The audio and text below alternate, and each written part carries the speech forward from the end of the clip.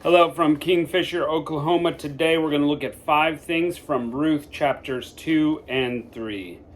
Number 1, this is a story that shows God's care for individuals in various ways. First of all, God, set up the nation of Israel and the laws thereof to take care of people like widows, orphans, foreigners, and, Ruth here, she hits 2 out of the 3. She's a foreigner. She's a widow of Israel. So how does God show his care for such people? And vicariously, how does he continue to care for us? And we kind of see that he's not this bloodthirsty God, as is often said in about him, especially when it comes to the Old Testament, but he's this caring, loving God also. And to be fair, we've read through the bloodthirsty God bit, and what happens is it's when people don't follow him and don't do what they should do that they get the consequences. Anyway, here's Ruth and Naomi headed back to Israel. They're 2 of the 3 main characters. And Ruth has abandoned her nation, joined Naomi's people, and says, I will follow your God. 2, we find that it's barley harvest. And Ruth decides she's going to get out there and work so she can support herself and Naomi at this time. And she's well within her rights within the nation of Israel to do this.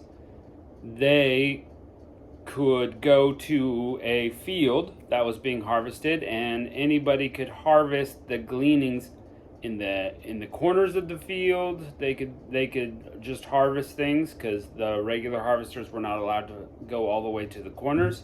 If they drop things, the gleanings or some sheaves or whatever, then those could be picked up, and that's exactly what Ruth does. She goes there. Well, as she goes, she just happens to end up in Boaz's field. And this is where providence, God's direction, God's design comes into play. She could have been in anybody's field, but she's in Boaz's field, our 3rd main character. He's a wealthy man, and he encourages his workers to do what's right. Now remember, this is in the time of Judges when people aren't always doing what's right. They're doing whatever's right in their own eyes, mostly.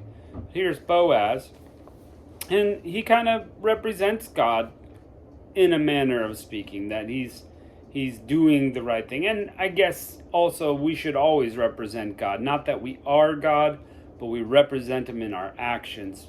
He tells us what to do. We do it. We represent him that way.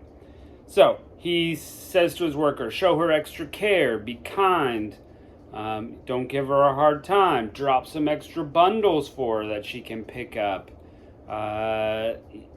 Give her some of the water, share your food with her. I mean, he encourages his workers to keep her safe and to provide extra for her. Again, godly example there. And God is engineering the circumstance that these 2 should be together.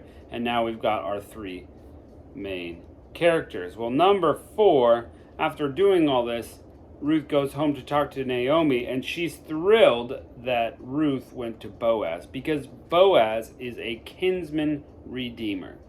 And a kinsman redeemer was a close relative who had a very specific job. His job was to do exactly what's happened in Ruth's case. Ruth's husband died.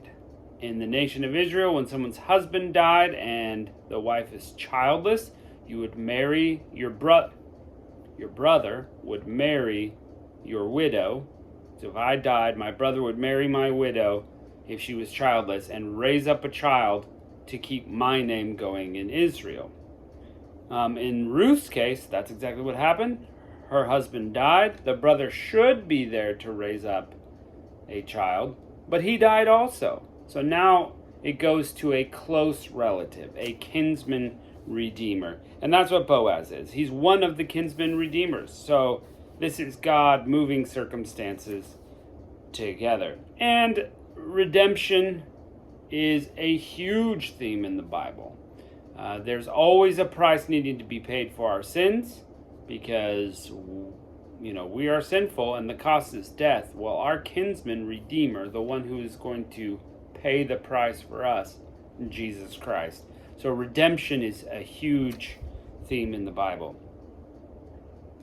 So Naomi has an idea after she finds out, Ruth's been working with Boaz. Boaz, a kinsman redeemer. Let's get them together in a way that communicates she's open for marriage and that he'll get the idea and he'll go. And so number 5, we see Naomi encourage Ruth to go to Boaz, and she goes at night after he's threshed some of the grain and makes her intentions known. Now, Bible scholars have debated maybe over what exactly is being communicated here and what the Hebrew words actually mean. And there's a debate out there, and I'm not that deep into Hebrew scholarship. I've heard some of the arguments, but the point always remains the same. Whatever it means, whatever she was communicating, whatever she did, whether it means she's a servant or whatever,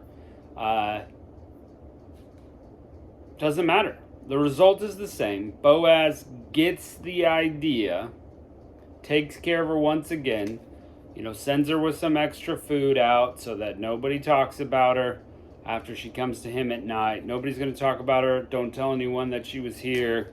Sends her with food, sends her home, and she knows that he is going to take care of the situation. So, success. Ruth has communicated to Boaz her willingness to be married to him. And he blesses her because he's old and she's young and beautiful. He said, you could have picked anyone, but you picked me. And then, end of the chapter. So you're going to have to join us tomorrow for how the story ends. But let's get into the middle bit of this story. Chapter 2. And Naomi had a kinsman of her husband's, a mighty man of wealth, of the family of Elimelech, and his name was Boaz. And Ruth the Moabitess said unto Naomi, let me go into the field and glean ears of corn after him in whose sight I may find grace. She said, go, my daughter. And she went, and she came and gleaned in the field after the reapers. And her happenstance, it just so happens, well, we know that's not like God's providence, was to light on a part of the field belonging to Boaz, who was a kindred of Elimelech. And Boaz came from Bethlehem, and said to the reapers, the Lord be with you. And they answered to him, the Lord bless thee. Then Boaz said unto his servant, who set over his reapers, whose damsel is this? Points at Ruth. And the servant was set over the reapers answered and said, this is the Moabitish damsel that came back with Naomi out of the country of Moab. And she said, I pray you, let me glean and gather after the reapers among the sheaves. So she came, and hath continued even from the morning until now, that she tarried a little in the house. Then Boaz said to Ruth, hearest thou not, my daughter? Go not to glean in another field, neither go from hence, but abide here fast by my maidens. Let thine eyes be on the field that they do reap, and go thou after them. Have I not charged the young men that they shall not touch thee? And when thou art athirst, go to the vessels, and drink of that which the young men have drawn. Then she fell on her face, and bowed herself to the ground, and said to him, why have I found grace in thine eyes, that thou shouldst take knowledge of me, seeing I am a stranger?